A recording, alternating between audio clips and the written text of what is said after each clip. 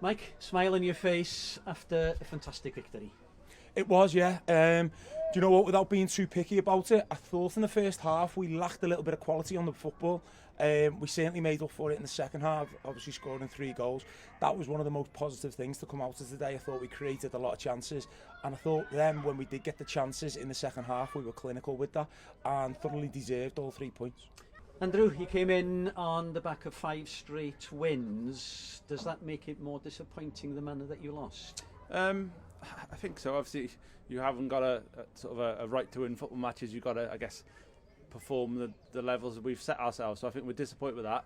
I think we've been consistent across the course of the season. It's sort of turned into positive results more recently. So I think, yeah, but I think our key message after the game was we haven't been too high and never too low. So I think just the next opportunity, the next game next week now. So I think it's just, yeah, being consistent, keep doing what we're doing. We've now gone third, so yeah, we're really happy with that. And I do think, though, this football club deserves to be third at this point, and this group of players does as well. So it's a good evening.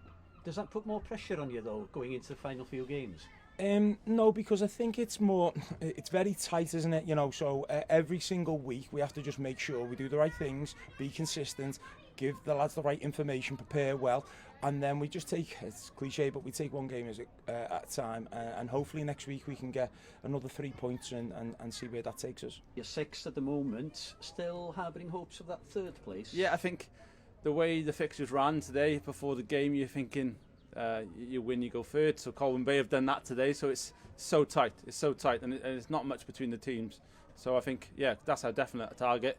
Finish as high as we can to build momentum, and obviously everyone's chasing that home tie in those playoff games later on in the season. So yeah, just keep doing what we're doing, and then take next week first, and then see where that takes us then.